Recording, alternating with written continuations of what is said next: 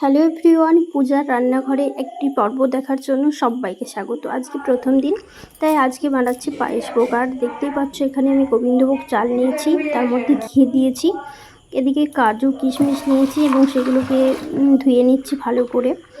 ধুয়ে, যেহেতু কাজু কিশমিশ দিলে পায়েসটা কিন্তু খেতে খুবই ভালো লাগবে এবং সুস্বাদু লাগবে, তাই এটাকে আমি ভালো করে ভিজিয়ে রাখবো। আর যেহেতু আজকে একটা আলাদা দিন ঝুলন, তাই পায়েসটা বানানো গোপালের জন্য, আমার ছোট্ট সোনার জন্য। আর এদিকে আমি দুধটাকে ভালো করে ছাঁকনি দিয়ে ছেঁকে নিচ্ছি, যাতে কোনো কিছু ময়লা টয়লা থাকলে বা কিছু থাকলে সেটা কেটে। তো এটা চালের মধ্যে একবারে দিয়ে দিলাম আমি, আর দিয়ে কিন্তু একবার আমি এটাকে গ্যাসে বসিয়ে দেবো। আর গ্যাসের ফ্লেমটাকে আমি অন করে দেব, দিয়ে কিন্তু ভালো করে আমি এটা দুধ জাল দিতে লাগবো।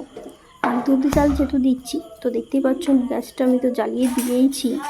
আর তার সাথে সাথে কিন্তু তোমাদেরকে বলে রাখি আমি যেটা, যে পায়েস হচ্ছে কিন্তু একটা, তোমরা অনেকেই জানো যেহেতু, যে পায়েস হচ্ছে একটা মানুষকে প্রথম যদি খাওয়ানো হয়, তাহলে কিন্তু তার একটা যে ইমাজিন থাকে সেটা কিন্তু খুব ভালোভাবে হয়। মানে প্রথম যদি কাউকে ইমপ্রেশন করতে হয়, তাহলে বলবো মিষ্টি মুখ দিয়ে করো, এবং সেটা পায়েস দিয়ে হলে তো খুবই ভালোই হয়। তো এদিকে আমি চালটা দিয়ে একটু দুধ চাল দিয়ে দিচ্ছিলাম, ঘন করে নিচ্ছিলাম। আর ঘন করার সাথে সাথে তোমরা দেখতেই পাচ্ছ আমি এদিকে তার সাথে সাথে যেটা করছি সেটা হচ্ছে বারবার একটু গ্যাসের ফ্লেমটা তোমাদের দেখিয়ে দিচ্ছি। আর এদিকে আমার দুধটা কিন্তু একটু ফুটে গেছে, ঠিক আছে, মানে, এবং তার সাথে সাথে আমি আর বাতাসাগুলো দিচ্ছি। আমি কিন্তু এখানে চিনি কোনোভাবে ব্যবহার করছি না, যেহেতু চিনি এই কারণ ব্যবহার করছি না, চিনি দিলে স্বাদটা একটাও কেমন একটা হয়। আর বাতাসা ব্যবহার করলে কিন্তু পায়েসে খুবই একটা স্বাদ আসে। এছাড়া তোমরা মিষ্টিও ব্যবহার করতে পারো। তো তার সাথে সাথে গুঁড়া দুধ দেবে অবশ্যই, সেটা দিলে আরও ঘন হয়। এবং এটাকে আমি একবারেই দিয়ে দিলাম, আমি কোনোভাবেই দুধের সাথে গরম জলে এভাবে দিলাম না। আর এটাকে ভালোভাবে আমি খুব নাড়াচাড়া করতে থাকবো, তাহলে কিন্তু এটা গুলে যাবে। এবং বলতে থাকি, আর এর সাথে কিন্তু তোমরা চাইলে এলাচ দিতে পারো, যেহেতু আমি এলাচটা কিন্তু এখানে দিইনি। আর পরিমাণ মতো নুনটা আমি একটু আগেই দিয়ে দিয়েছি, যেটা কিন্তু স্কিপ করা রয়েছে, ঠিক আছে। আর এটাকে আমি দুধটাকে একটু সাইড করে ভালো করে ফেটিয়ে দিচ্ছি, যাতে ভালোভাবে গুলে যায়। আর যেহেতু অনেকেই জানো যে অনেকেই তোমরা করো কি শুধু দুধ দিয়েই আমরা করি, আর দুধের পরিমাণটা সবসময় একটু বেশি পরিমাণে রাখবে। যেটু চাল হবে তার থেকে কিন্তু দুধের পরিমাণ বেশি পরিমাণে রাখতে হবে, যত বেশি পরিমাণে রাখবে তত খেতে কিন্তু সুস্বাদু লাগে।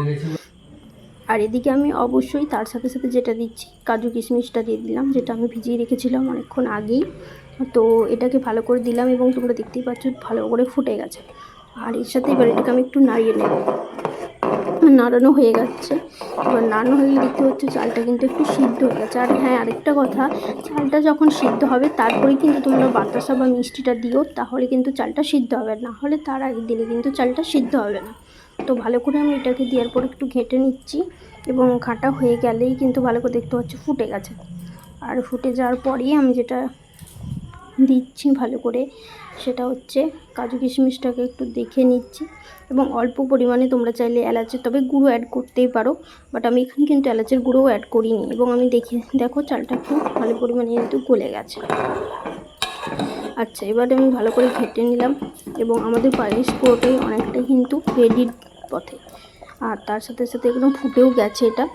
তো এটা কিন্তু রেডির পথে যেহেতু, তো আমি গ্যাসের ফ্লেমটাকে পুরো বন্ধ করে দিলাম, কিন্তু পায়েসটা কিন্তু হয়েই গেছে একদম।